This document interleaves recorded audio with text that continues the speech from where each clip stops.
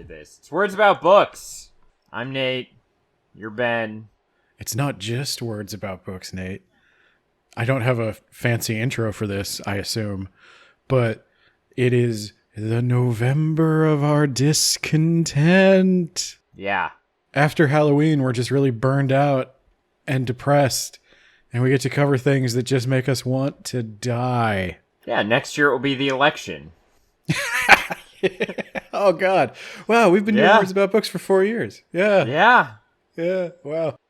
What an anniversary. Yeah. Goddamn. All right. So it's words about Dune. Kind of.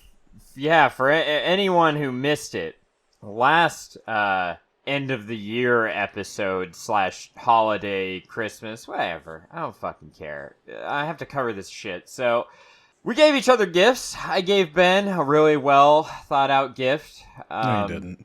Don't even pretend to lie. Halo Cryptum. You know, it's a breezy, 300 plus pages about the Dune of Halo books, as it has been told by some guy. So, I gave him a great gift, and what'd he give me? He gave me a 700 to 800 page fucking piece of shit Dune House Atreides. I guess I just need to come out and say that I hated this. I didn't like it. It's garbage. It's bad. Sucks. Brian Herbert and Kevin J. Anderson are they're like an AI, right? And you feed information write a Dune novel about Duke Leto and Pardok Kynes and throw in a little bit of some of the other tertiary characters like Count Fenring. And it will just beep, boop, beep. Here's a paint by numbers book. And they just took that and they fed it into the printing press and out this came. Seemingly no editing for pacing or repetition or anything. It's just you just keep having the AI constantly shoot out new books. So we actually put prompts into ChatGPT, and they were way better. Yeah, than this book. They were funny. They were poignant. It was. I don't want to say AI is going to replace writers, but it's going to replace bad writers for sure. Yeah, so I wanted to come on that strong to begin with because I don't want anyone thinking that I'm going in any sort of different direction other than this is bad and this was a chore to read and I hated it. I don't want you to have even a shred of hope that this episode is going to improve or get less mean or eventually come around to be. Can we give it the Doug Walker The Wall review where he's at the end he's pretty good cartoon or whatever. Bye. Yeah, okay. Yeah, I'll do that. Yeah. If I remember to do that, which I probably won't. It was as good as Frank's, but yeah, they put a lot of work into it. It was all right. You know what Brian Herbert has that ChatGPT will never have, though? The Dune license. Exactly. Yeah. Yeah. So I wanted to analyze this from two different angles, Ben. Okay. One, is it a good Dune book? And what does it add or bring to Dune? And two, I saw a lot of, you have to judge it on its own merits as a standalone book, it's not part of Dune. So I'm going to do it from that perspective as well. There is one perspective I won't analyze, but may do someday, and that's the financial perspective, because while this is very profitable for Kevin J. Anderson and Brian Herbert, I'm trying not to call them Brian Anderson, but I might just do that for shorthand. It's profitable. They keep doing it. They've been doing it forever, so I know it's profitable. I kind of want to see, how many Hellhole books sold? How many non-Dune licensed books has Brian Herbert You'll never sold? get that data. So this is kind of tying into what I wanted to talk about. So basically, for anyone who doesn't know, we cover Dune on this podcast a lot. Dune is a sci-fi series by Frank Herbert. Keep that in mind, Frank Herbert. And he published Dune, Dune Messiah, and Children of Dune, which kind of made up a trilogy. He then published God Emperor of Dune, kind of a bridge book between the first trilogy and a planned second trilogy. He published the first 2 books of the next trilogy and then died unexpectedly at, I think, in his 50s. He just suddenly developed a disease and passed away. He was not a guy who usually did outlines, notes, things like that. But apparently for this one, he did.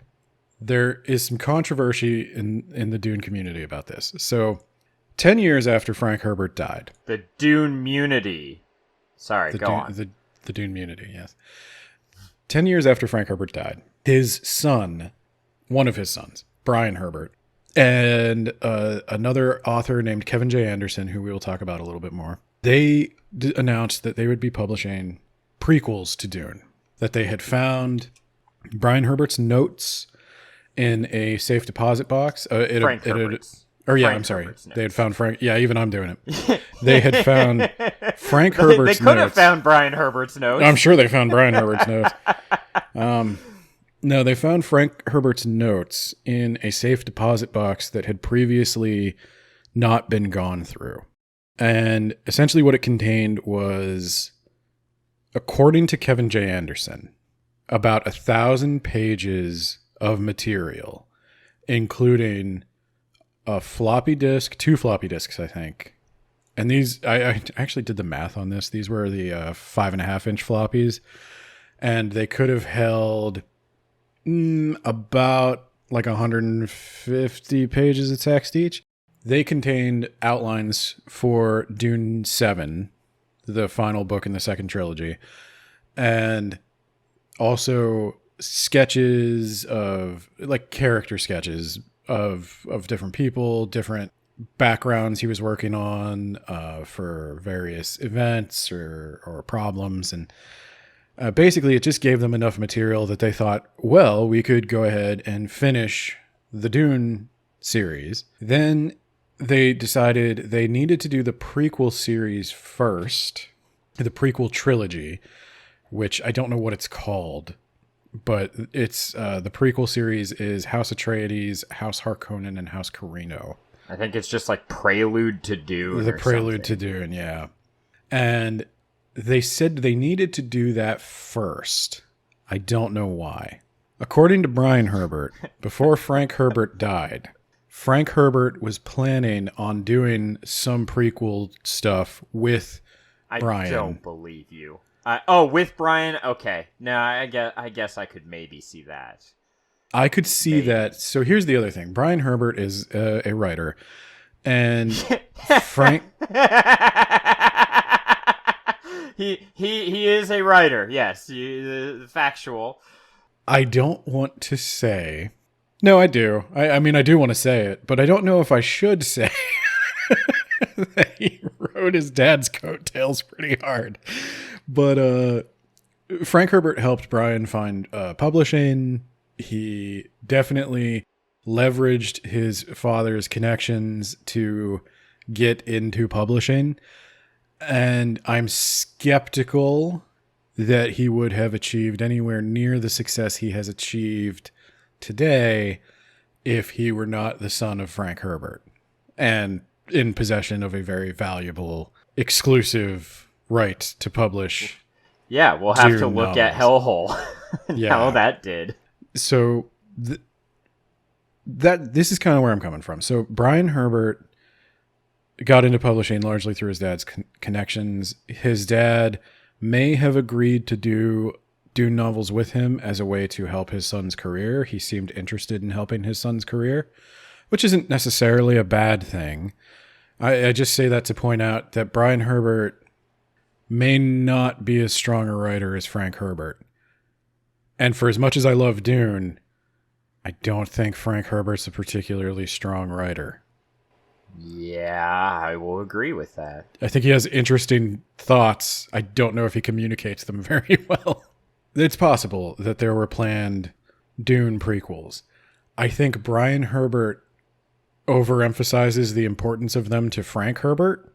I get the vibe that it was a favor Frank was willing to do for his son, and maybe a fun project he could do with his son. Maybe he enjoyed spending time with his son. I think that's reasonable. And maybe they could have workshop something together. I've never met Brian Herbert, so I can't tell you if he would have fun hanging out. I've seen interviews, and this is why I hesitate a little bit to be too mean. Brian Herbert seems like a sweet guy. He really does not seem like a bad person at all. I think he genuinely cared about his dad. I don't think he really deserves my scorn. But Kevin J. Anderson, on the other hand, that guy is a machine, man. He churns out books. He is. He's an AI hooked up to a printing press. That's how he writes. I mean, he just turns them out. He has an assembly line of novels. He was one of those guys writing Star Wars books, Star Trek books. He was a writer for hire. You give him an assignment, he'll get it done by the deadline. And it's weird to me that is who Brian Herbert decided he needed to partner with to get Dune books out. Dune. Yeah. The phone book length sci-fi novel about sand that no one wanted to publish. My suspicion is that Kevin J. Anderson was brought on in order to churn books out faster. I believe that as well. I don't think there's an artistic reason. I think it's just we need to get books out and we need to just churn, baby. I think the artistic reason might be similar to the reason, I don't know, maybe you and I work together a little bit. Well, it might also be that Brian is a little unsure of himself. Yeah. And wants a more senior author. Kevin J. Anderson can make sure things get out on time. And I don't think that's necessarily a bad skill to have. I don't think that writing for money is immoral. I don't think it's a bad thing. I think it's a bad fit for Dune. Yeah. I also wish that he would be a little honest about that instead of saying like, oh, you just... Like, he took criticism that this was just a cash grab and like, no, it's not a cash grab. Just don't buy my book then. It's like... yeah. It kind of feels like a cash grab, though. I don't think it's a cash grab for Brian Herbert. I do think it's a job for Kevin J. Anderson. Yes, I think it's a job for Kevin J. Anderson. I don't think cash grab's the word I'd use for Brian Herbert, but it does feel like, okay, the Dune money is slowing down. I need help with my author career. I don't think. Let's get some books out. I will disagree with that. I don't think Brian Herbert needs the money. Oh, you know? No, but I do think maybe he needs the ego boost. I think this is more. I can agree with that. I think this is more. I want to be a writer. I can be now. This golden goose dropped in my lap, and now I can write bestsellers. I almost can't not write bestsellers now. I could put out a Dune book and completionists will buy it. It doesn't really matter if it's good or not. And I think he wants them to be good. I think he wants to be a writer. I just don't think he's very good at it. And maybe it's a confidence problem. Because I've often said, I don't think Kevin J. Anderson contributes much from an artistic standpoint. But would these books have ever gotten out if Kevin J. Anderson wasn't on the project? Probably not. Brian Herbert would probably waffle in insecurity for ages if he didn't have somebody there to tell him, it's good enough, ship it. But yeah. There's one more thing I wanted to address. They said they needed to write the prequels before they could complete Dune. That doesn't make any sense to me.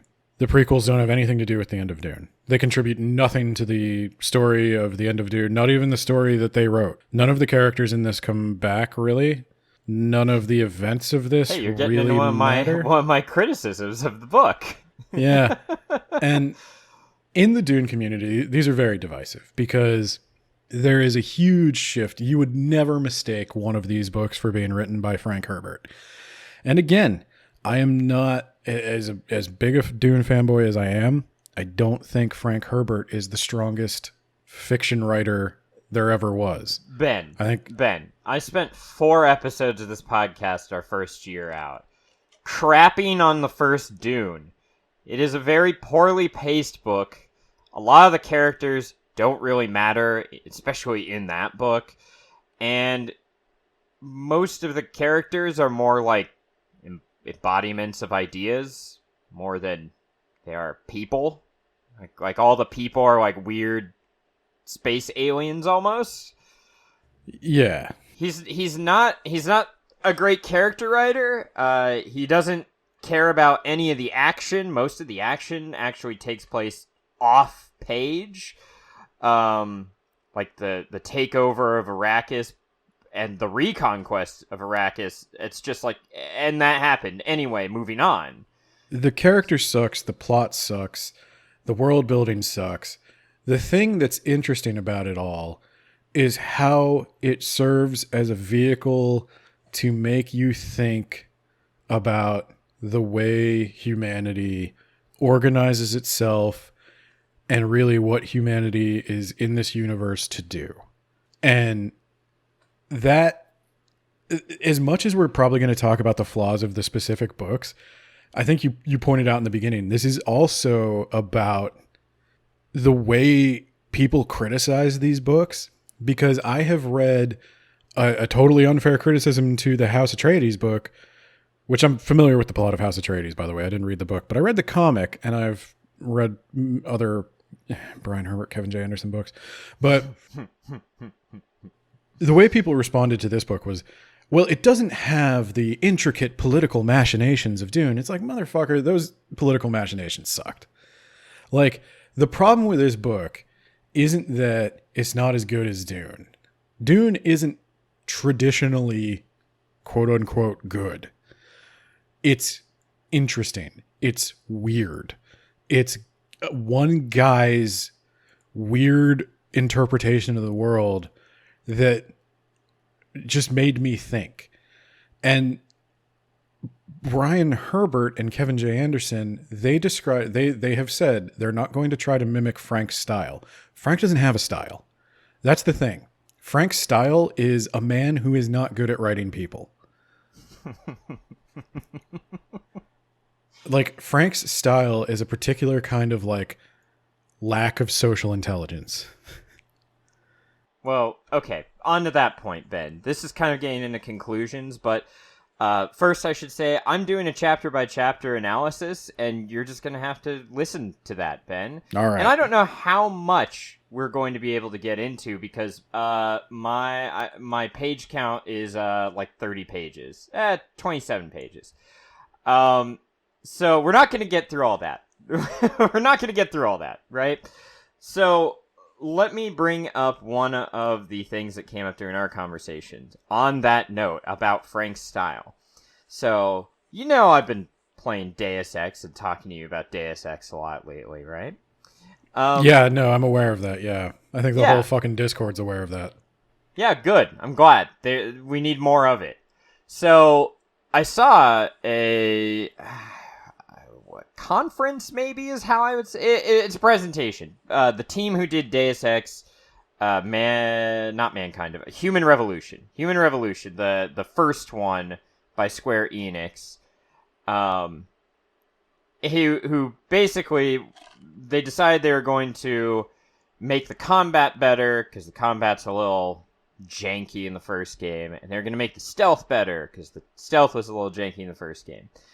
And the reason I bring that up is, for better or for worse, they took their own approach and their own twist to the material and the gameplay, and they focused on their strengths. They figured they maybe can't do the branching part of Deus Ex or the social part of Deus Ex, but they could probably do a better job with combat and a better job with stealth.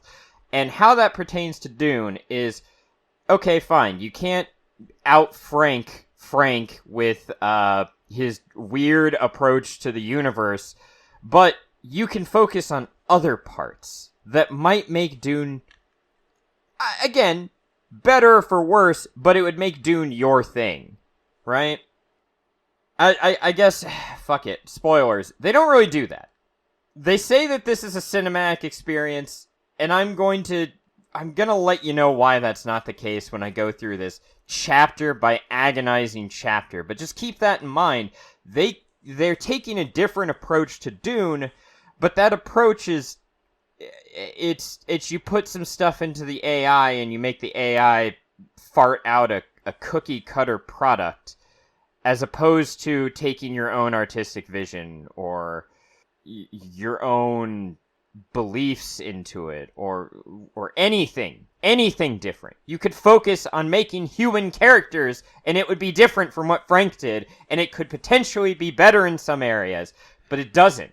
Anyway, well, you know where the cinematic that's where I was getting to, is their cinematic writing style.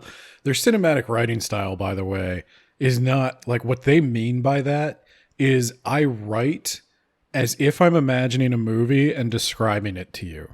Oh, that's bad, because so the movie that this would be like a 10-hour long movie, and it would constantly give you blue balls, Ben. Every time something interesting is starting to happen, we're going to cut away to another scene or 7, and then we'll come back and most of the stuff will have already happened. So are you telling me that you think that Denis Villeneuve would not make a film that looks exactly like this book? Are you telling me that a cinematic version of Dune might not actually even look like the quote-unquote cinematic writing of Kevin J. Anderson and Brian Herbert? I am shocked, I tell you. I'm saying that a cinematic version of Dune isn't a 700-page monstrosity. And I'm going to theorize why I think it's 700 pages while we go through this. If I don't get to that part in my very, very, very, very long script, I'll throw it on at the end in closing thoughts. And by the way, Ben, by the way, before we get into that, I guess I should mention, you gave me an out after reading over half of this fucking book. You said I could stop, so I did. Good. I couldn't get back into it. I got 49 chapters, and I was like, surely I must be getting close to the end. Like, what more could happen? And there's like 83 fucking chapters. It just keeps going. And first of all, didn't like Roger Ebert, wasn't he the one who said, like, it's okay if you walk out of a movie as long as you admit that or whatever? I'm done with the book. I'm done. But if this is something people want, and I can't imagine it is because we're 25 minutes in, I haven't even started on chapter 1. But if you want more, and if you want me to finish the book and do a chapter by chapter analysis on all 80 whatever goddamn chapters, I'm willing to do that for the patrons, because I'm not doing this for free. Not doing this for free, Ben. You cannot force me to do it for free. I don't know how to feel about that. You know my bias towards, I just want more people to hear what I have to say. So I'm reluctant to even do bonus episodes, but yeah. Well, they're getting the first part for free, Ben. Yeah, the first one's always free. That's how you get them hooked. Yeah, I think it's... So, I'll be honest, when I bought you this book, I did not realize quite how long it was. I read the graphic novel adaptation. No, we read volume 1 of the graphic novel. Oh, no, I've read. Oh, you actually did? Yeah.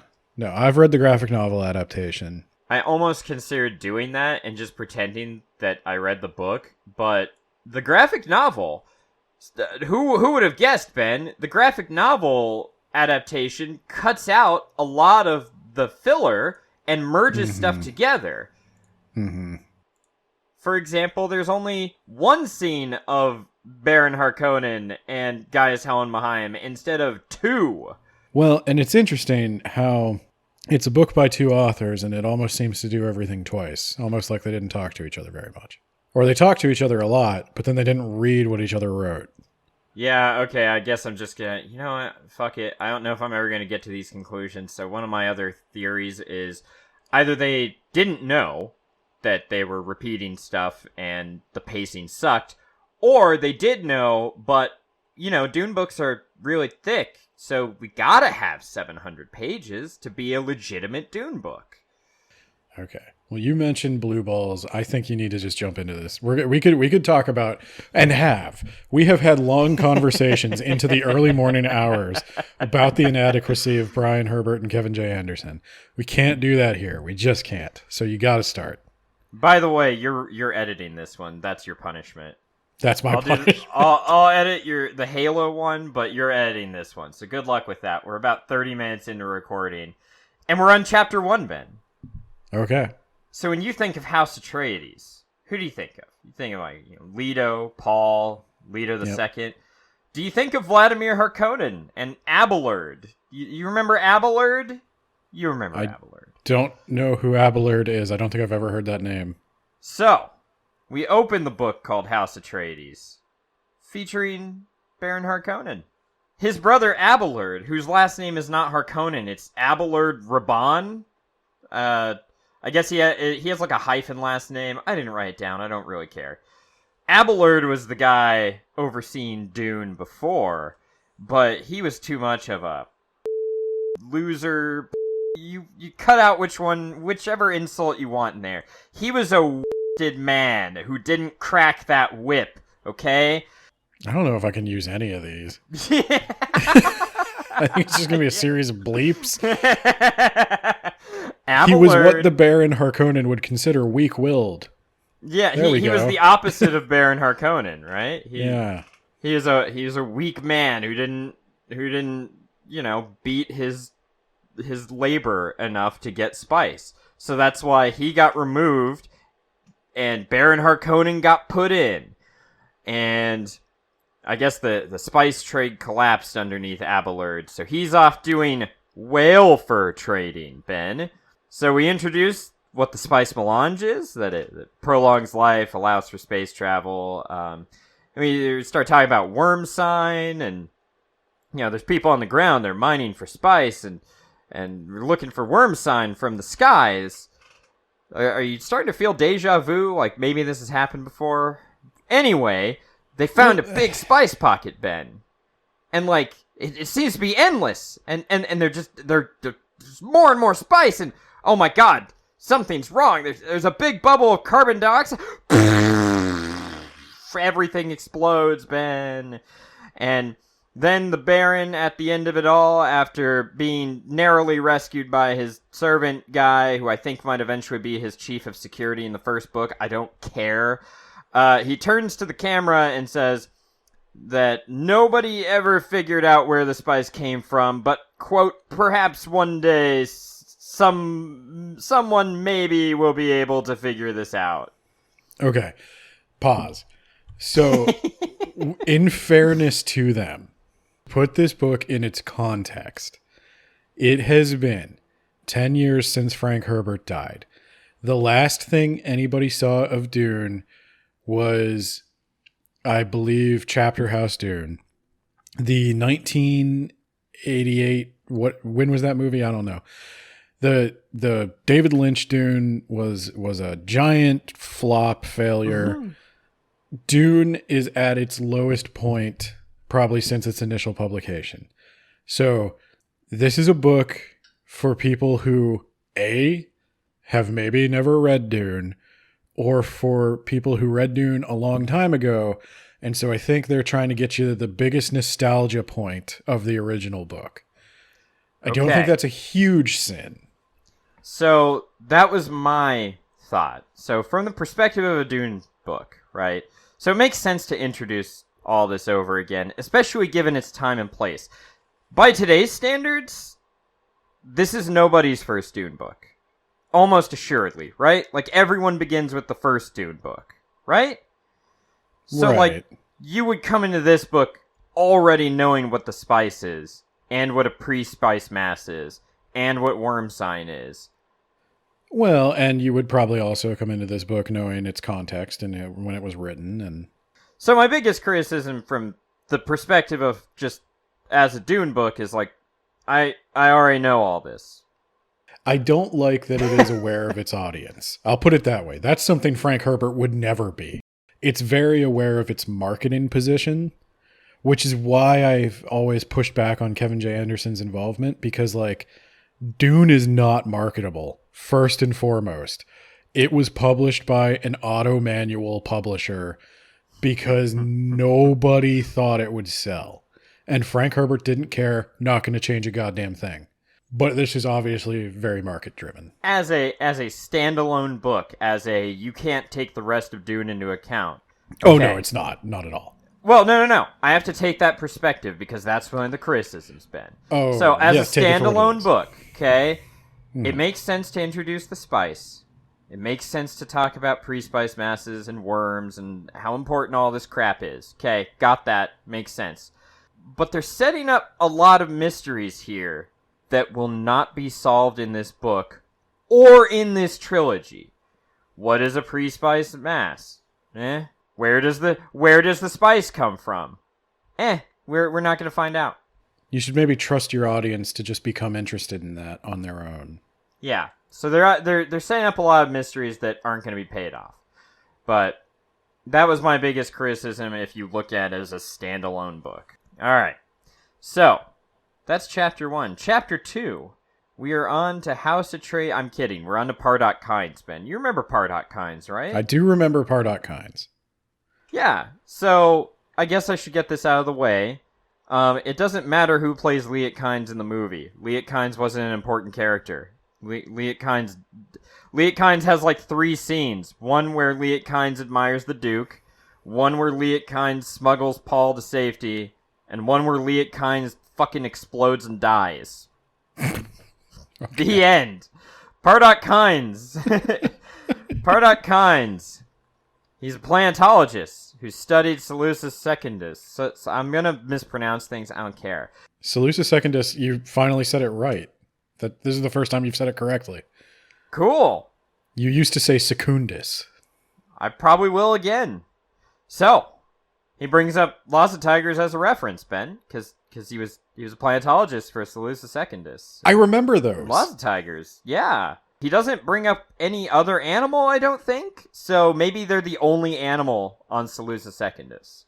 Maybe, like the mighty sandworm. Yeah, that's actually one of my criticisms right there. A lot of bringing up old stuff that make the universe just feel smaller by comparison. You could just thrown something else out there. It doesn't matter.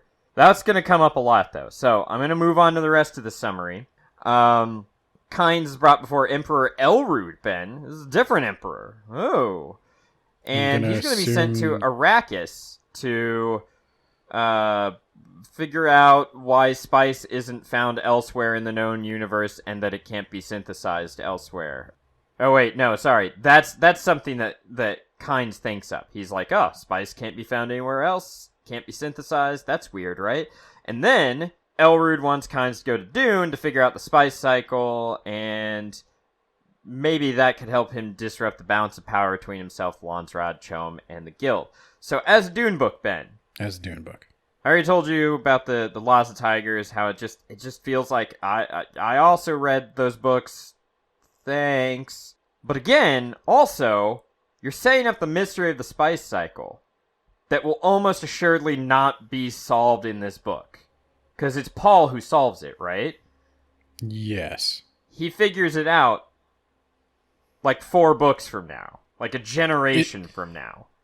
And it's weird to call attention to it because it's actually it's actually a problem in the Dune book as well, where it's like the ecosystem of Arrakis is so painfully simple with so few components and variables that anyone who looked at it for 5 minutes could figure it out.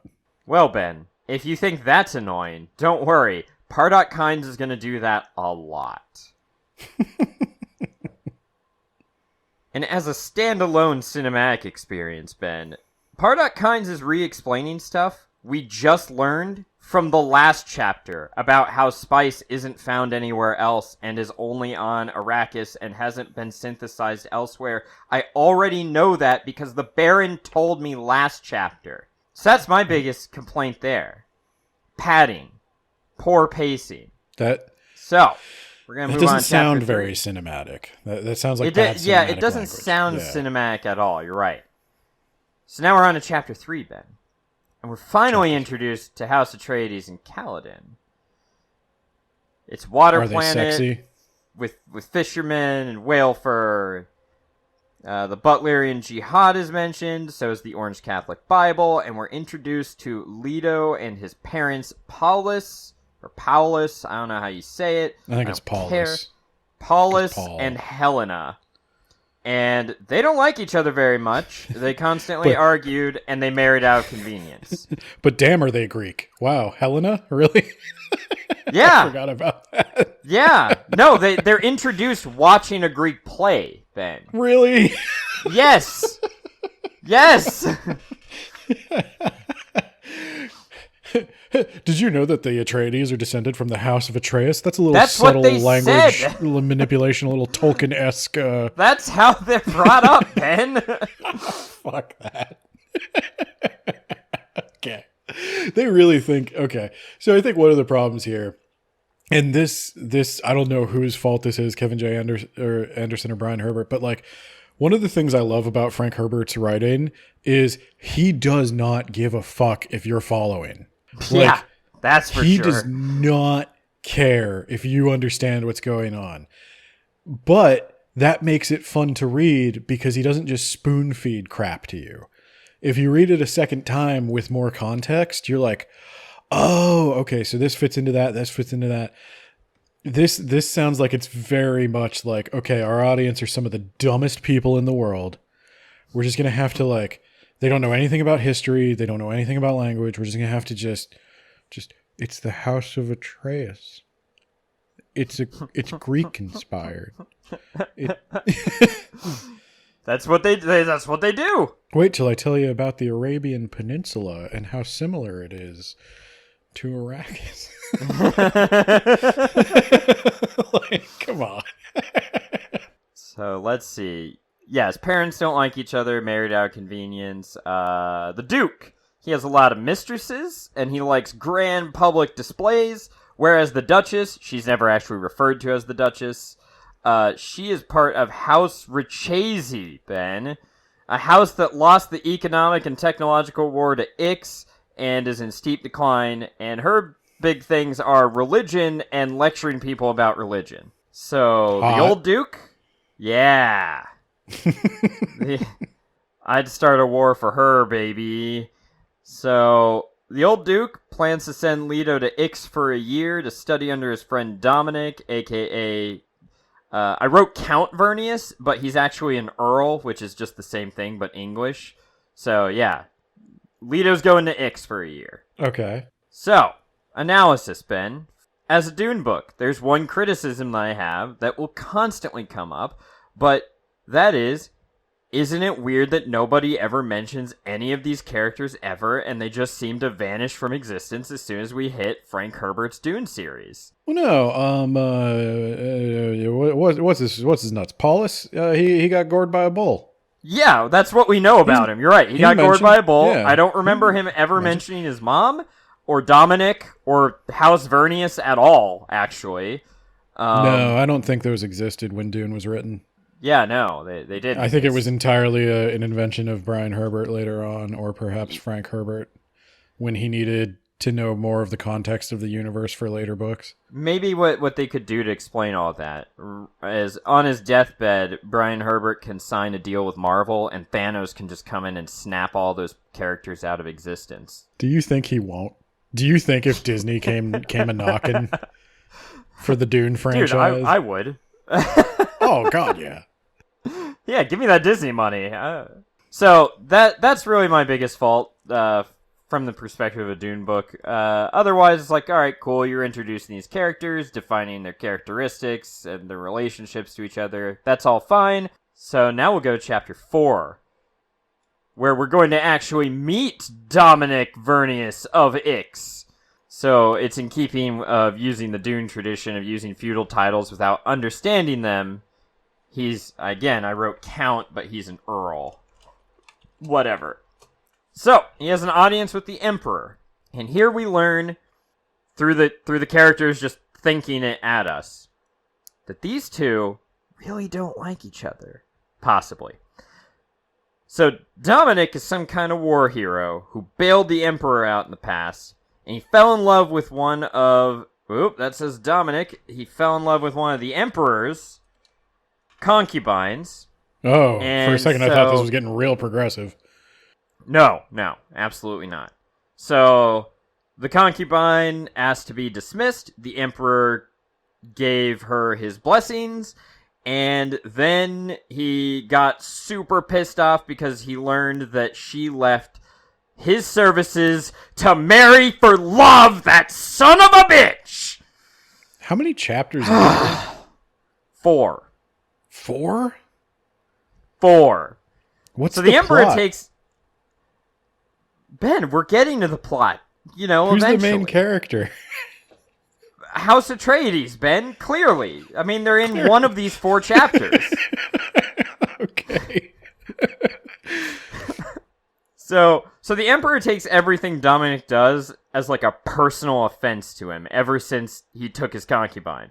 So that includes Dominic, he designed a new guild highliner that can haul more cargo per load. And the Emperor is kind of an idiot because he can tax the guild not based on the amount of hauls, but on the total number of hauls. So a bigger highliner means fewer trips, meaning fewer taxes, and the Emperor's pissed off about that. And Dominic, for his part, calls the Emperor Rudy, which is the name his wife used to call the Emperor in bed. So that's weird, and that horrifies the Emperor, and Dominic is just walking around like he's the king shit of everything. And the Emperor threatens him, and then Dominic is like, whatever, and leaves. What? The end. I'm trying to back up a second, because I'm trying to think. I'm trying to remember if this is ever mentioned in the Frank Herbert Dunes. I don't think... How in God's name does the Emperor extract taxes from the guild? Yeah, that's a good question. I mean, they run all of your transport. Yeah, they'd just leave him on his planet, and they'd leave his army on his planet. Like, they transport his army. Like, in Dune, actually, people are constantly afraid of pissing off the guild, and the Emperor is afraid of pissing off the guild. Hey, can you please transport my armies onto your ships so we can slaughter you? Be real cool if you do that. Yeah, I don't think... I'm going to go out on a limb. I could be wrong, but I don't think in the original Dune books the Emperor had any practical power over the Spacing Guild other than the base manufacturing of the spice.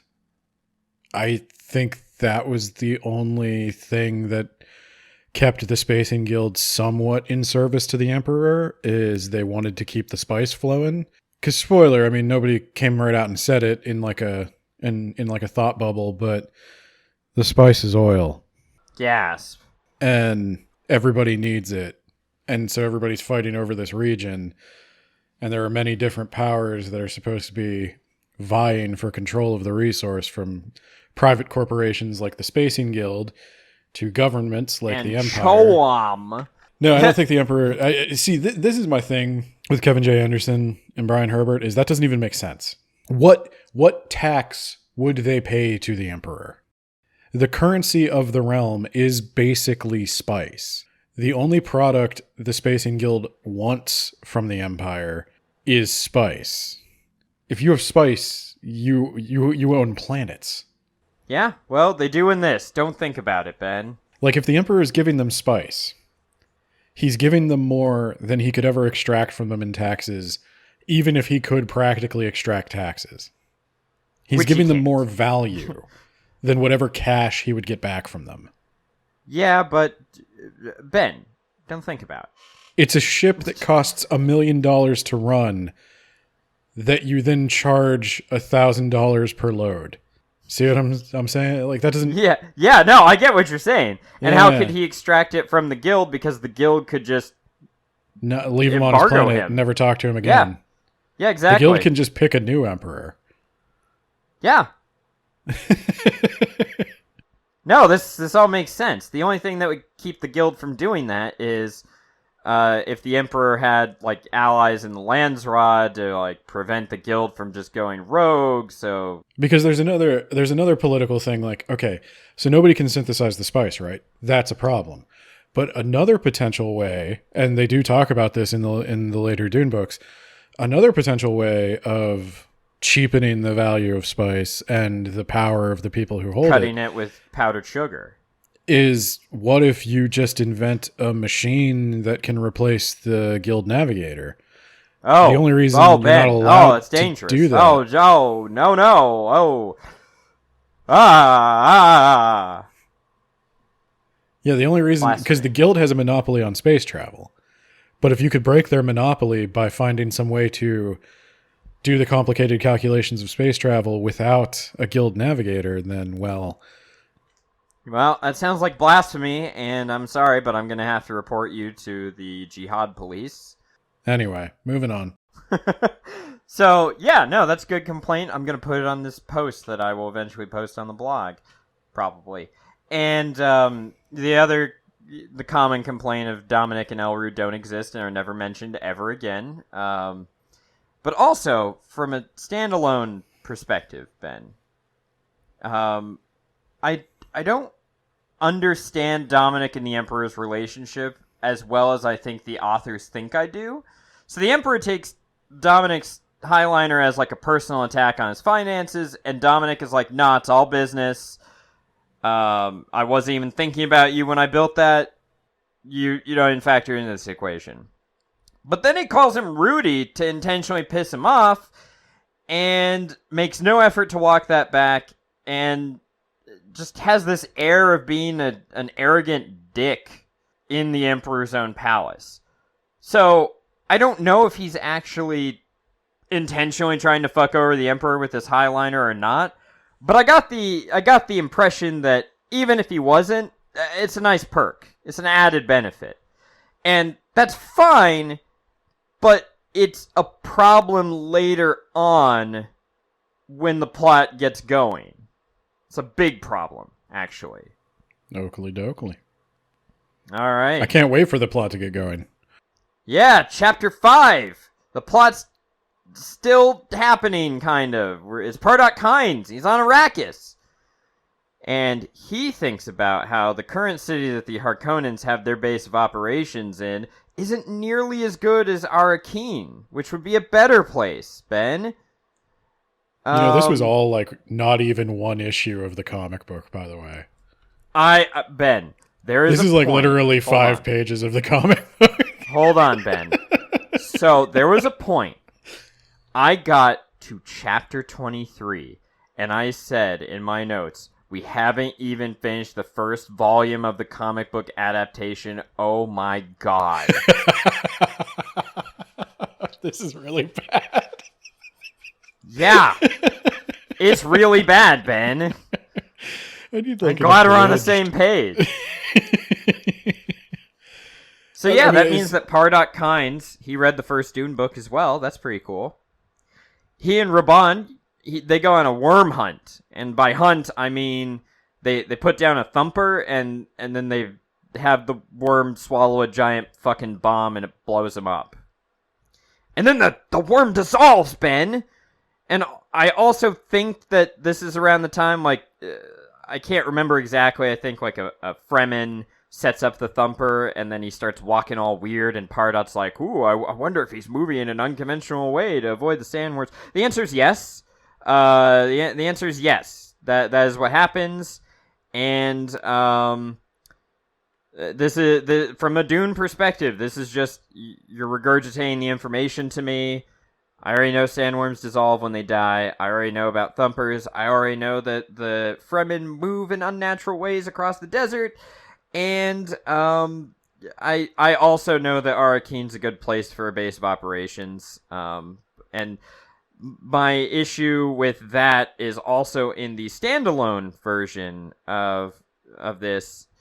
You're making your smart characters look smart by just telling us about what happens in the original Dune books, and that comes up more often than just this.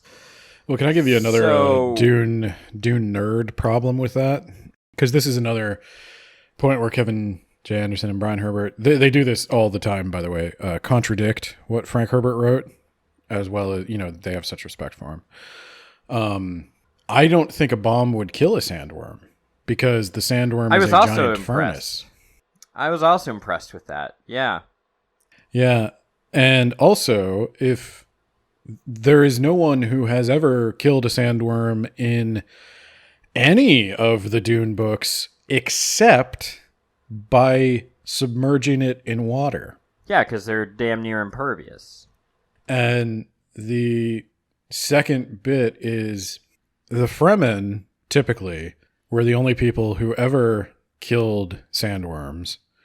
They killed small sandworms by submerging them in water to create the water of life or whatever. And if you did watch a sandworm dissolve, I believe they dissolve into sand trout. Oh, no, you're right. And a fountain of melange would come out, apparently. Yeah. Because that's how they make the water of life. Ooh, yeah, okay. This is not... That's the spice cycle right there. If you killed a sandworm and you watched it die, you have figured out the spice cycle. All right, well, there you go. They contradicted Dune already. Twice. Now, as a standalone book, my biggest problem here is that this is not cinematic. We are 5 chapters in. Nothing has happened. You could have combined this with any other chapter, or cut it, or made it more like maybe an actual named character might be in danger by the worm, or literally anything other than what we got. I'm pretty sure Denis Villeneuve would have just filmed this shot for shot. I don't know what you're talking about. All right, and now we're on to chapter 6, Ben. Child Duncan, Idaho is getting hunted on Getty Prime. Oh, fucking of course he is. And this is where he quickly jumps in a suspensor field. That's where we learn that if a laser gun hits the suspensor field, it causes a nuclear explosion. I don't know why you'd use that weapon then to hunt, but whatever. And then that's the explanation for why they don't use guns in Dune. Yeah.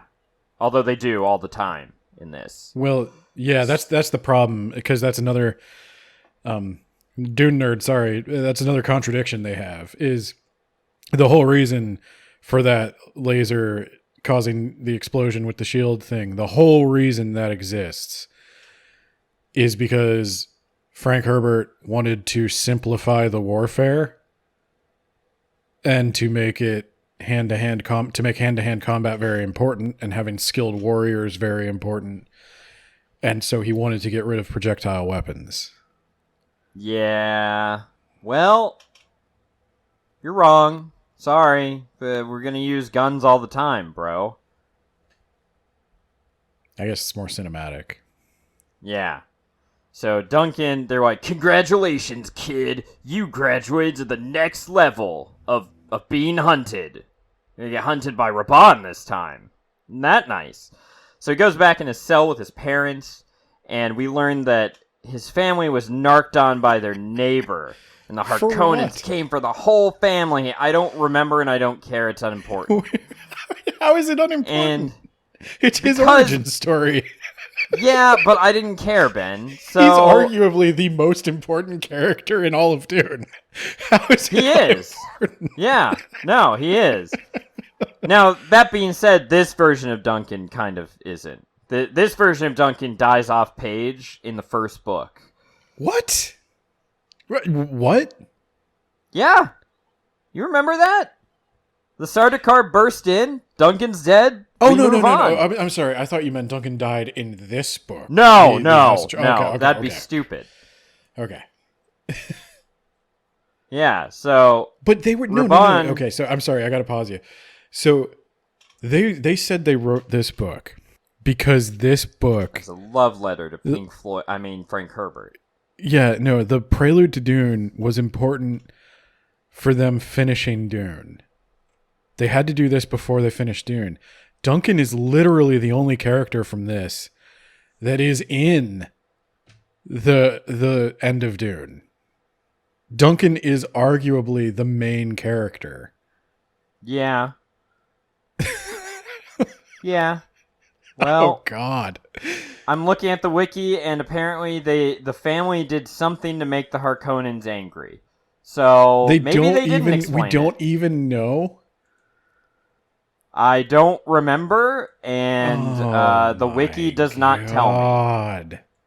How do people like this? How do people defend this shit? It's cinematic, Ben. Raban comes in as like, hey, you're going to be hunted, and Idaho is like, fuck you, Dad! So Raban shoots Duncan's parents dead. Oh no, Dad! Yeah. So, yeah, they're going to hunt, and this time it'll be for keeps. What? Yeah. Was it not before? I don't think so. We were using rubber bullets. rubber lasers. laser guns. So, again, the thing here is Duncan and Raban. Like, Raban's not a very important character. Like, he's mentioned briefly, and then he dies. He's actually more important in the movies, but the books... He's Dave Bautista. Not so much. Yeah. Now, my standalone analysis is I'm glad something is finally happening, but also, why are we opening up another story thread? To be fair, at least Duncan's story thread, like, it's going to weave into the House Atreides part, you know, the main characters of the book, supposedly. So, like, this is important, but, like, God, we're still getting new story setup? Look, George R. R. Martin has, 15 point of view characters, and I can't think of a single problem that has ever caused for him. Well, maybe he should just have some of them die off page or never be mentioned again, and he'd be able to crap out the last 2 books. Oh, he fucking has. Yeah, there you go. He could just write he could write A Dream of Spring. It's just 200 pages. It's about one character, and if anyone complains, he could just ignore them. And then rocks fell, and Theon died, and Arya died, and Jon died. And then more rocks fell, and the Dothraki died. Yeah. I don't see anything wrong with this. He needs to get on that. Hire A Kevin Dream of J. Spring, Anderson, George. rocks. Wins a winner by George R. R. Martin and Kevin J. Anderson. He'll get that fucking book out on time. Don't you worry. Oh, you would be able to tell who did what chapter. Be like, and now this chapter is just about some guy. He's really boring, and we'll see him in a few chapters. I would film myself punching myself in the face before I would read that book. You want to do chapter 7 now, Ben? Yeah. We're back to House Atreides. Oh, that's promising. Yeah, so Leto is reminded that his parents married out of convenience and don't actually love each other. Oh, really? I think I knew that. Yeah, it's weird. I feel like I knew that as well. Also, and that's royalty, buddy. Buckle up. Leto's dad sits him down and tells him to never get married for love. Very important. Keep this with you forever. That explains that. Yeah. His dad. That's really then relevant fights... if you've read the other books. Yeah, it is. We've explored Leto's motivation that he already explained in the first book for why he doesn't marry Jessica. I really like the idea that Leto's entire thing with Jessica was just daddy issues the whole time. That adds a lot of depth to his character. So, yeah, this is great, right? Yeah. And I like the way they put that on a spoon and shoved it in my face. Yeah. Like, I wouldn't have been able to get that because his parents had an unhappy marriage. Leto was reluctant to marry. you had to really just like put that on a spoon and shove it all the way to the back of my throat and then just swirl it around a little. It's not don't get married, it's don't get married for love. Leto's But dad he doesn't get is married okay with at all. Ooh, Ben, I hate to burst your bubble, but he does get married, and he does have a kid, and then they don't exist anymore, and no one ever brings them up ever again. What? I'm pretty sure he gets married to a girl who's going to be brought up in a few chapters. They have a kid, and then the kid dies, and then his wife commits suicide, and then... That is why really Jessica wants to give him a son, because he lost his son, Ben, and he just needs to replace the son whole shape in his heart with another son. It's really important that a baby have a penis. That's all I can say. This is true, except for my baby. We were very happy she didn't have a penis. Well, I mean, that's a kind of weird thing to say, too. It's really weird if that matters to you at all. I think that's the we were hoping for a girl. I mean, it wouldn't have mattered so much if she wasn't a girl, but we were hoping for a girl. It wouldn't have mattered if she wasn't a girl, but he would have been put up for adoption.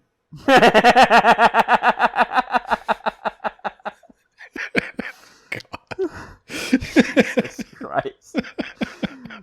His dad's fighting a bull, Ben. He's got a neurotoxin-tipped spear.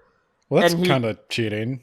Yeah, Thufir is brought up as the weapons master, and then he kills the bull and makes a spectacle of sending Leto to Ix. That's the chapter, Ben. I don't think I like Leto's dad.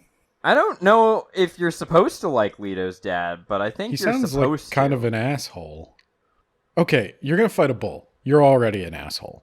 I mean, that's just dumb. Oh, but it's a solution bull, Ben! I don't give a shit. It's a bull. It's got 2 brains. What? Is that real?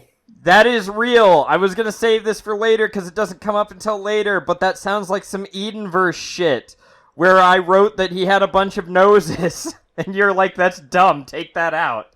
And I agree. It was fucking dumb. Well, I think I said, can you, like, draw me a picture of what that looks like? And you were like, no, I can't. But, okay, so he's got, like, a brain in his head and a brain in its ass. What's the... I don't know. I pictured 2 brains in its head. I don't know what advantage does that give? Wouldn't it give you a disadvantage? Like, you've got another separate brain controlling your body? Well, no, because remember, like, when we were kids... They used to think that, like, Stegosaurus had a brain in its head and a brain in its tail to coordinate movement. Yeah. Huh. And what it wound up being is they think it actually had not a brain, but a complicated nerve cluster that handled balancing. I got a spine, so... Yeah. I'm better than a Stegosaurus, is all I'm saying. I don't need a complicated nerve structure to move my feet. But 2 brains sounds like a bad idea. But whatever. You got a lot less, like foot mass than the Stegosaurus, though. So that's not really a fair comparison. That's not true. All the Stegosauruses are dead. They have no foot mass. GG, bro. GG, bro. Winner. Yeah. You're so good. Why are you dead? Yeah, you dumbass. I mean, technically, that makes me smarter than Thomas Jefferson. Just throwing that That's out. true. I mean, he thought we were going to have an agrarian society. What a fucking idiot, right? Yeah, I think he had a lot of reasons. He was heavily invested in that. Yeah. In perhaps some problematic ways. Anyway, chapter 8? No, we're still on 7, Ben, because I need to give you my amazing analysis. Okay, give me your analysis. All right. So, from a Dune perspective, is this supposed to be like, oh no, is where he gets gored to death? Yes. Is that where the tension comes from? Okay, well, it didn't work. Well, it doesn't work because I don't like him. I'm rooting for the bull. Exactly. Also, standalone book analysis. Why are we getting the same information again? This could have just been the first chapter that the Atreides were mentioned, because it's going over the same, his parents don't like each other, don't marry for love, going to Ix, like, it's the same plot points as the first Atreides chapter. He should get an editor that then goes through and cuts down on repetition. Like, that would have been a good idea. You know what's easier than that? Just putting it out. Yeah, I guess that's true. Yeah, no, it sucks. It sucks and the pacing's awful if you haven't figured that out yet. So, Ben, now we're going to go to Prince Shaddam and Hasimir Fenring, another POV. You know, you're really actually giving me the experience, because you told me there are 30 chapters, and I'm looking at, we've been recording for an hour and 12 minutes. And we're on chapter 8, and I'm like, oh, that's not even halfway. Oh, yeah, no, this is actually a 10th of the way through the book, but I didn't literally slow cooking a pork roast as we speak, and I'm kind of wondering which will finish first. Oh God! So yeah, Shaddam, he's the crown prince. He's playing a game with Fenring, and Fenring's like, "Hey, maybe we should kill your dad. That spice beer prolonging his life just a little bit too much, don't you think? Let's go murder him." And Shaddam is resistant to the idea, and he's like, "But we already killed my brother." But then he comes around to Fenring's way of thinking. He's like, yeah, you know what? That guy, he needs to be taken out. One of the things that is also mentioned in pretty much any chapter that these two talk about treachery, since they're not doing like gestures or coded messages or anything, they just have to tell you that Fenring is a super spy and he swept the room for bugs and stuff and installed some anti-spy software or whatever, and we're good. So we can just talk openly about murdering the Emperor, no problem. In his own palace. I think the book should just stop dead to be like, and if you also are concerned about people finding out about your patricidal plans, you're going to need NordVPN. NordVPN is a service that blah, blah, blah, blah, blah, blah, blah, blah. Count Fenring. That'd be perfect. Never goes Sponsor anywhere us, without Nord. it. Yeah, Count Fenring, he has access to something called the Assassin's Handbook. Is that real? That's real. Is that real?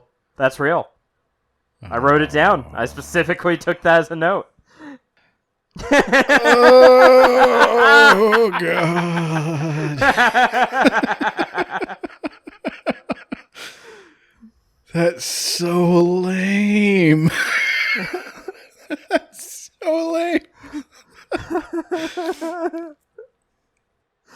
Oh, so Fenring, using his knowledge gotten, I assume, from the Assassin's Handbook, he stealths his way into the Emperor's chamber, and he sprays something into the Emperor, like a toxin, right? So every time that the Emperor drinks his favorite drink, which is spice beer, his brain will release a neurotoxin that will slowly eat away at Elrud's brain.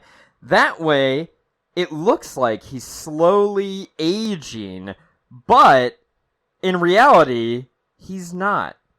Speeding up the process.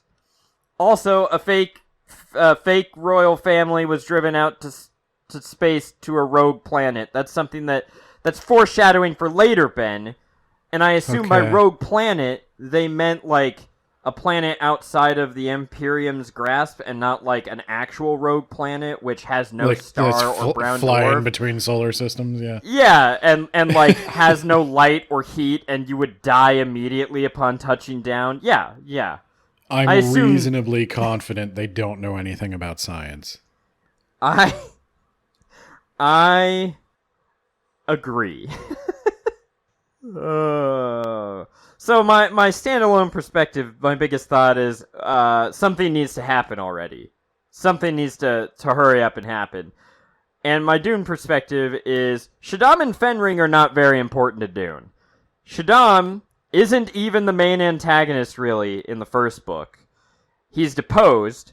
In the second book, he's off-screen doing some suspicious military drills, but nothing comes of it, and then he dies between the second and third book, and Fenring just basically is forgotten by Frank Herbert and never comes up again. Yeah. Also, wasn't Fenring a eunuch? Yes, that is brought up. He is a eunuch. Because again, I really need to know the state of everyone's penis. Yes, me too. Thank you. I'm glad someone gets it. So Was now we're on Leto chapter 9, circumcised? Ben. I don't think so. Where do you think we're going to chapter 9, Ben? Where do I think we're going with chapter 9? Have we checked in with Pardot Kynes recently? We have not, but Duncan, we're perhaps? not going to him. No? Gaius Helen Mohiam. Hey! Kind of! It's the Bene Gesserit. It's not Gaius Helen Mohiam. But it is the Bene Gesserit. And we're introduced to Anarul. And I looked this up on a wiki while trying to write my little blog, and Anarul is going to become like either the Empress or like his chief concubine or something. Like she's going to become the mother, I think, of Arulin. Okay. And in fact, her name is an anagram for Arulin. That's if dumb. you just take A-N and put it at the end, it is Arulin. Okay, alright. So this is Arulin's mother, but I don't think that she's ever mentioned the actual Dune, so whatever. But they're talking about the Bene Gesserit breeding program. Okay. And she has just a ton of ancestral memories, so she is she knows the most about the breeding program. Wait, she's a Reverend Mother? She's a sister. No, that's a contradiction. She might be a Reverend Mother? I don't know. She has to be if... Okay, so contradiction. Dune nerd. So to have access to your ancestral memories, you have to have undergone the spice agony. Yeah. Which is a trial that is only done... Oh, she does marry Shaddam. To Reverend Mothers. That is what makes one a Reverend Mother, is undergoing the spice agony and surviving. Huh. It doesn't say what her rank is, but you are correct. Yeah, and so because the Bene Gesserit are considered witches and not trusted, though their skills are considered valuable by the nobility, it would be a huge scandal for an emperor to marry a literal Reverend Mother, one of the highest ranking Bene Gesserit there is. The witchiest of the witches. In fact, the only thing above a Reverend Mother, I think, is the Mother Superior. Yes, they do bring up the Mother Superior. Do you think they read Dune, or do you think they got somebody to sort of tell them about it? I think they read Dune like a decade ago, and they kind of remember. This seems like it's based on stuff. a fuzzy memory of Dune. Yes, yeah. Yeah. So yeah. And anyway, mostly it's a fuzzy memory of of Dune, not any of the books that came after Dune. Hey, he mentioned Laws of Tigers. He did mention Laws of Tigers. But if you remembered one thing from Children of Dune, it might be Laws of Tigers and the Mighty Worm Boy, Hero of the Desert. Yeah. If you listen to our podcast. Yeah, I don't think this doesn't seem like it's very heavily influenced by a thorough and well understood reading of Heretics of Dune or Chapter House Dune, which but who cares about are those entirely about the Bene Gesserit. Wow. Well, pretend you didn't see any of that. That's thousands of years in the future. Who even knows if it's the same thing, Ben? Anyway, I think she's a sister. No mention of her being a Reverend Mother, but she does have her ancestral memories, I guess. Then she's a Reverend Mother. And she says their goal is to breed the Kwisatz Haderach into existence under the control of the Bene Gesserit. And she also thinks about how they have a lot of other breeding programs that are alluded to, and some of them are dummy programs. And I bring that up because if you think that's going to be repeated in a later chapter, you are absolutely right. Those exact words are going to show up in a later chapter, Ben. They don't have multiple no. Well, sorry, Ben, but Kevin J. Herbertson said that they do. So they have a lot of other breeding programs to hide their true breeding program, Ben. Oh my God. So this is the sort of thing that I could believe is in Frank Herbert's notes. Like, I could imagine that's in the back of his mind, because there are a lot of Bene Gesserit doing a lot of things that are never discussed. But that's dumb. Well, this is the thing about prequel and trying to expand the universe. I can fill in the blanks with my mind on some of the stuff, and the other stuff just isn't important. But when you start expanding it, you do start thinking like, well, wait, how could he get taxes from the guild? What is that tax? Stuff like that. Oh, Lord. But Ben, Anarul goes to the higher up members of the Bene Gesserit and tells them, again, about their plan to breed a Kwisatz Haderach under the control of the Bene Gesserit. She repeats herself. First she thinks it, then she repeats it. And then, the plan of the Kwisatz Haderach is to control everything? I guess? That's the point now, Ben. And they're 3 generations away from having the Kwisatz Haderach, Ben.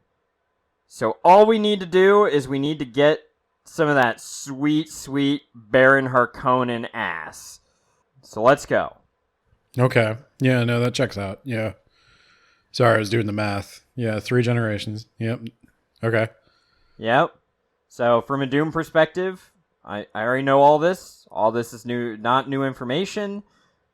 I already know Baron Harkonnen. I already know who the offspring is going to be.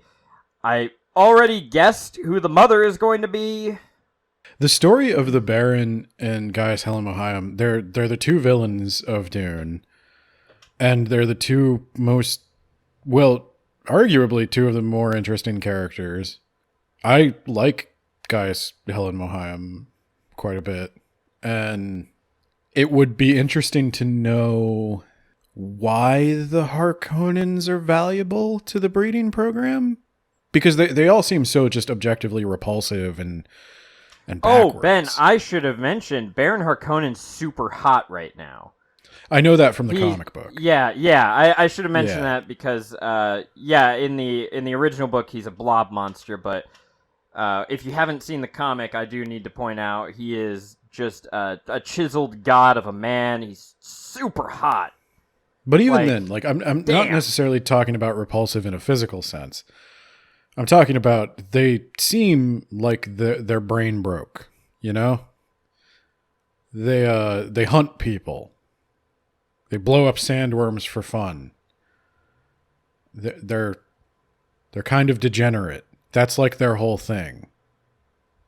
This would be like telling me we have a breeding program to produce the ultimate human. Go into the hills of Appalachia. Find me a mountain man. He's got to have married a to his beard second cousin because it's technically legal. Yeah. No, married to a first cousin that he says is a second cousin. Let's do this legitimately. There are states where you can just do that.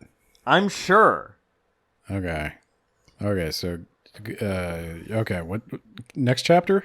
I hope. Yeah, so my thing was just that we don't need another perspective. I know that it's going to tie into the Baron Harkonnen plotline, but if you're trying to argue to me with a straight face that this is cinematic, we're 9 chapters in, nothing has happened. You need to start making something happen.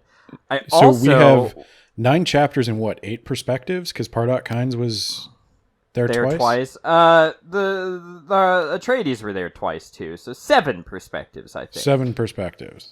Yeah, and it's ambitious. You know, I don't think I'm ever going to get to the conclusion because we're just going to cut this off at some point.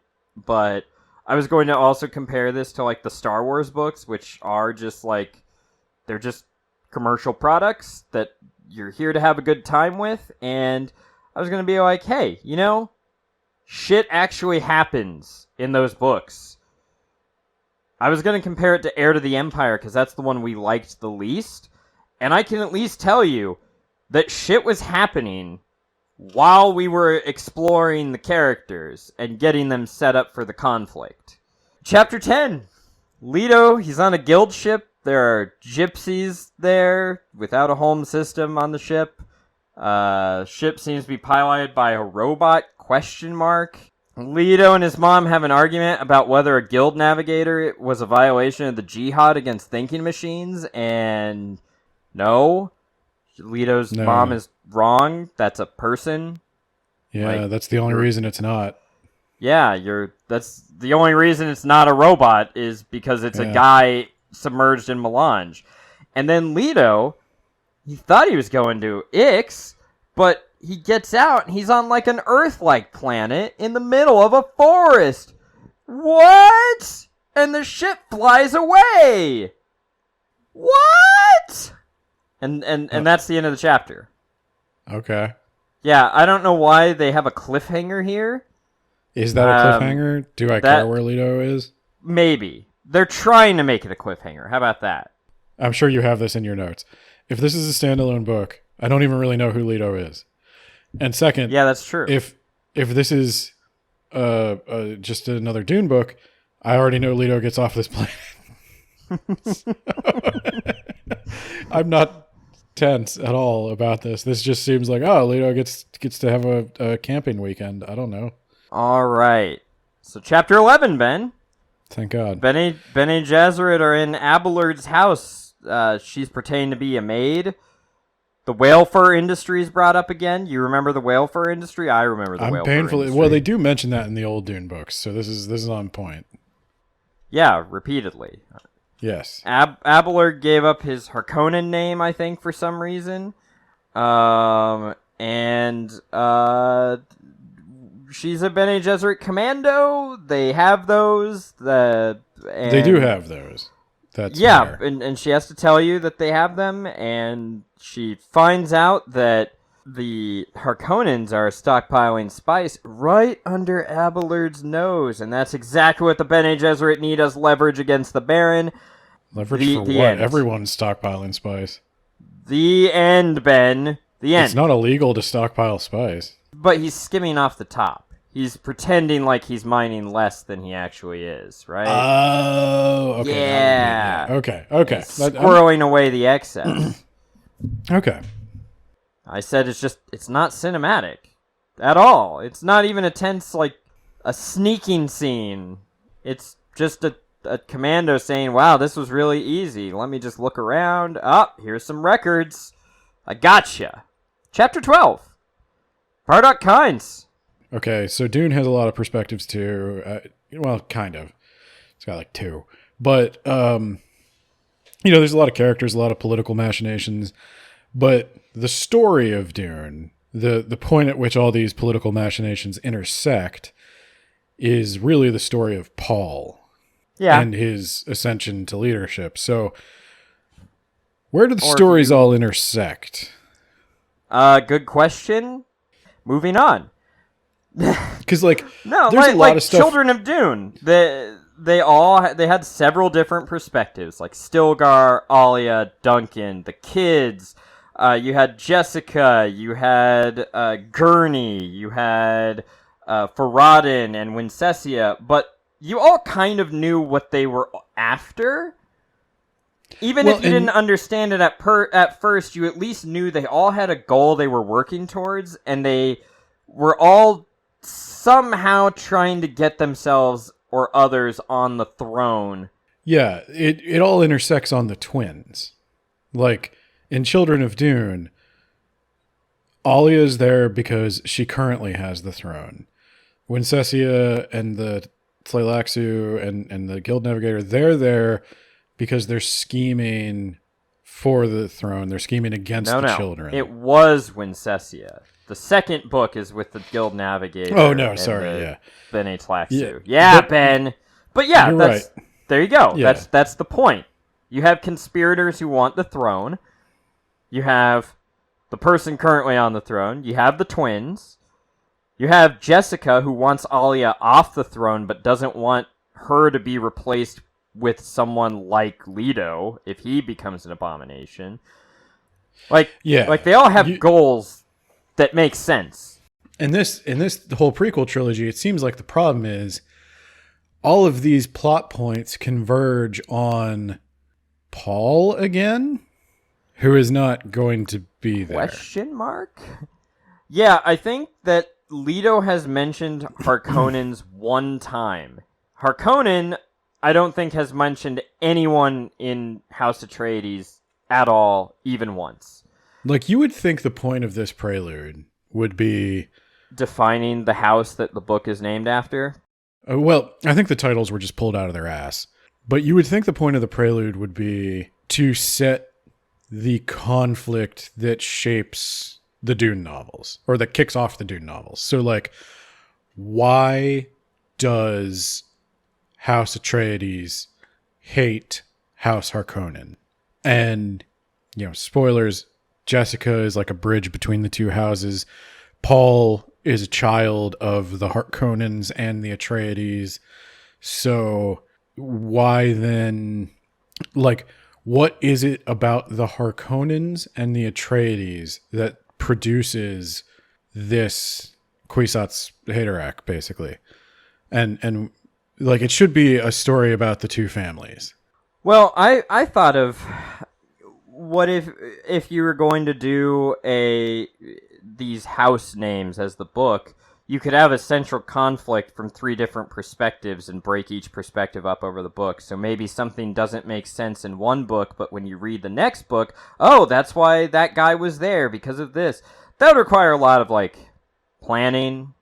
Well, and again, we're working backwards from a title. Like, yeah. Why is it called this? Because people remember the Atreides and the Harkonnens. And to be honest, I don't think anybody... was the last book. Yeah, but Carino's the last book because there needed to be a third thing. Like, yeah, that's fair. It's stupid, and that's why they started adding of Dune to everything after this. Because nobody knows what the hell any of this shit is. But, like, also, it's the least... Like, from what I understood... And this probably goes back to your, like, final thoughts, but they got to be sprinkled in throughout the analysis. From what I understood of Frank Herbert's original intentions of working with Brian Herbert, and again, this is according to Brian Herbert, they were thinking about prequel stuff. And I think they were thinking about prequel stuff largely because Frank Herbert didn't care about it. Yeah. He was willing to share that because he wasn't very attached to it. Yeah. No, I can buy all that. It doesn't really matter what happened during the Butlerian Jihad. Just that it happened. It serves a similar purpose to the Shields. It's about coming up with a plausible reason why there's no computers. It's about coming up with a plausible reason why there's no guns.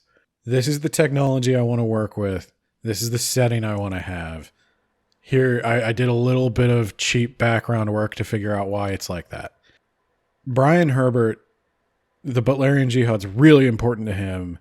The stupid houses are really important to him. But, like, the stuff that actually is established in Dune, he plays fast and loose with. He's so enamored with the idea of there being an emperor that he forgot that the Emperor and the Spacing Guild are, like, equal partners. The Emperor is not their emperor. And the Bene Gesserit are also their own thing. They have their own planets that the Emperor doesn't even know about.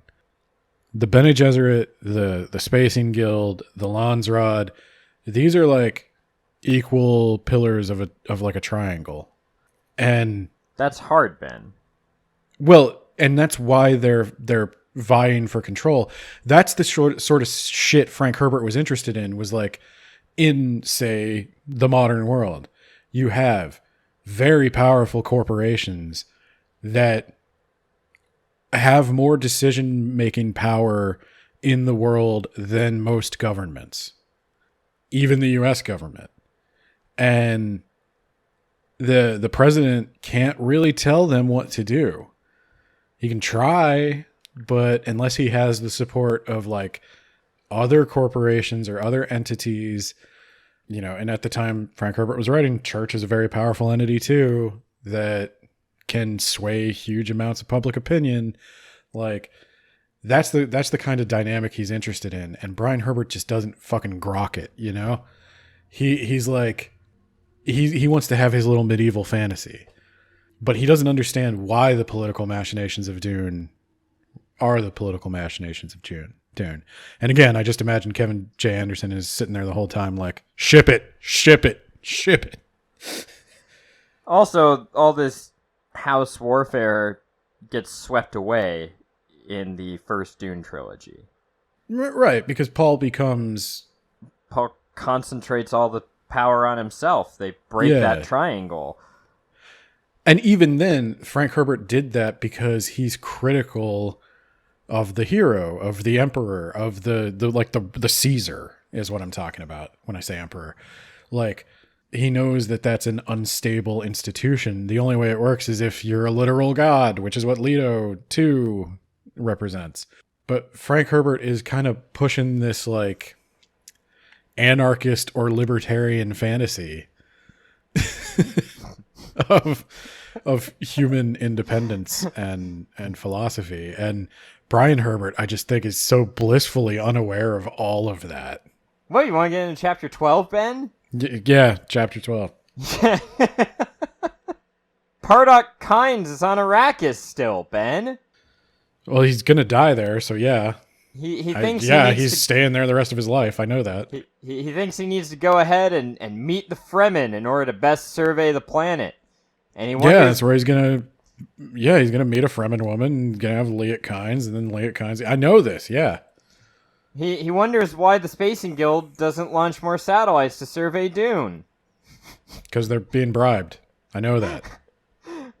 Where does the oxygen on Dune come from if there's no plant life? There's literally only one other form of life. That's the chapter, Ben. That's the whole chapter. From a Dune perspective, do I even need to say that? I know you all already of this. Know everything. You already know all of this. And from a standalone book perspective, he's never going to solve the satellite problem or the oxygen problem. Why are you bringing it up? How in God's name do you settle a fucking planet without knowing where the oxygen comes from? Well, maybe they looked down and they saw there were Fremen there, and they were like, "Oh, they're living on it. Let's just go." And let's maybe ask them where the oxygen comes from. No. No, they drive smell them weird. deep into the They desert. smell like cinnamon. I don't like it. It reminds me of this one book I read called Marked. They have a very spicy scent. So, yeah, he's bringing up a bunch of mysteries that he won't solve, and I don't think he brings them up again, so he doesn't think it's important, apparently. I was thinking, like, okay, how could you make that more cinematic? You could have him transmit a letter to the Emperor, like a report, and then it gets intercepted, and he learns it gets intercepted, and he's like, why did that happen? And he starts pushing his luck, and suddenly there's an assassin hired by the guild after him. Not saying that that's a good writing, but if you're just trying to be more cinematic, there you go. You solve, like, oh, there's not more satellites because the guild is being bribed, and they don't want me to tell anyone. Why are you bringing this shit up if you're not going to expound upon it? Because you can't expound upon it. Well, it's also, like, this is a legit criticism of Frank Herbert's novel as well. Why would you settle a planet if you didn't know there would be oxygen 5 years from now? Because there's spice. That's fine, but then why doesn't everybody have an oxygen suit around in case the oxygen stops coming? Like, well, we've tested the oxygen levels and they're not waning, I guess. So it's the sort of thing that, again, Frank Herbert wasn't interested in. Doesn't shine a huge light on it. Maybe there's plankton in the sands, is what what Pardok Kynes thinks. I don't know. There's plankton in the sand? Maybe there's plankton. I don't know. I need to test. Land plankton. Yes, land plankton. I've watched SpongeBob. He's got legs. He can walk around. I've watched SpongeBob does basically sum up the level of scientific knowledge on display here. Or maybe it has something to do with the sandworms that dissolve into fucking pure oxygen. God. There's a very simple thing on display where, again, assume you're only interested in this from a political perspective, not a science perspective, which is Frank Herbert. You have the native population and you have the colonists who have come in a second wave of immigration. The native population has a more long-established, more symbiotic relationship with their environment. As it turns out, really truly do understand the spice cycle. And Hardock Kynes is the one who invents the wind catch. Oh, God. How are they surviving? I was going to say where did that the for water later, come from yes, for 10,000 years? The Fremen have been on this planet for as long as they can remember. Where did the water come from? That's so like quasi racist. I was thinking the same thing, Ben. Yeah, no, it's bad. That's not even this chapter. That's a later chapter, and it's bad. I think that literally contradicts Dune, because the Fremen are descended, I believe, from, and I'm sorry, this is Frank's term, not mine, Zensuni wanderers. Yes, they've mentioned that in this book. So they did come from outer space too. Like, the Fremen are an advanced spacefaring civilization that settled here. They wandered into this planet, and they couldn't figure out how to make a wind catch to get water from the air, and they also didn't know if there was going to be oxygen. So, yeah. So, no, they knew there was going to be oxygen. They could do a survey. Like, they are a spacefaring civilization. They're not stupid. Nope, that's what happens, Ben. They spent so much time on Dune that they became dumb. Well, what were they drinking? Where did the water... Like, okay, then literally... From bodies, Ben. From bodies. They literally... How? How does that work? Ben. No, I understand. They reclaim every drop of moisture, but you can't get more moisture out of a body than you put in. You know? You drink more water than you are. You're exhaling more water than, like, the water has to come from outside. So if you're going to tell me he invented the wind catch, what were they drinking before? They were urine, Ben. Again, there's less water in the urine than you could possibly drink from the urine. The book has to answer that. It has to answer that. Do the Fremen already have still suits? Please, for the love of God, tell me they didn't invent the still they do have still suits. Okay, so then where the fuck do they get their water? From their still suit catches, Ben.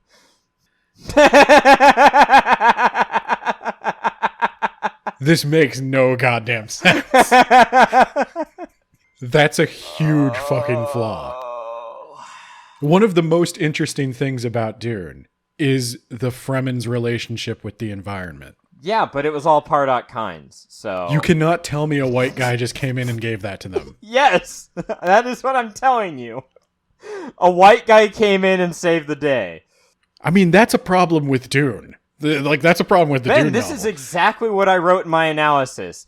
On that chapter, I said that was a problem with Dune, and Frank Herbert knew that, because if you take it with the other chapters... Paul being the white guy that comes in and saves the day is not a good thing. No, Paul fucks them over so hard. Yes. It was a terrible idea for the Fremen to align with Paul. But literally, I need to know then where they got their water. Dune spends so much goddamn time talking about water that when I read that book, I actually had to keep water next to me because I got thirsty. How...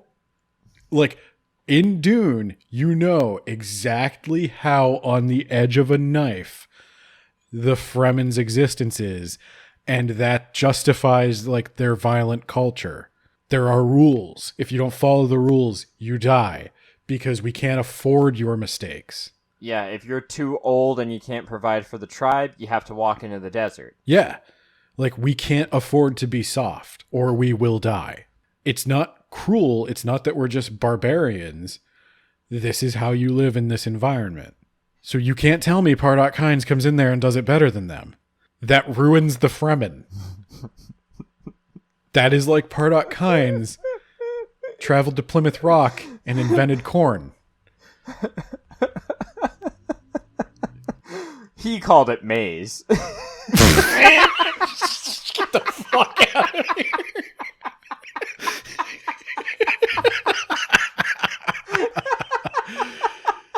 Oh, fucking hell.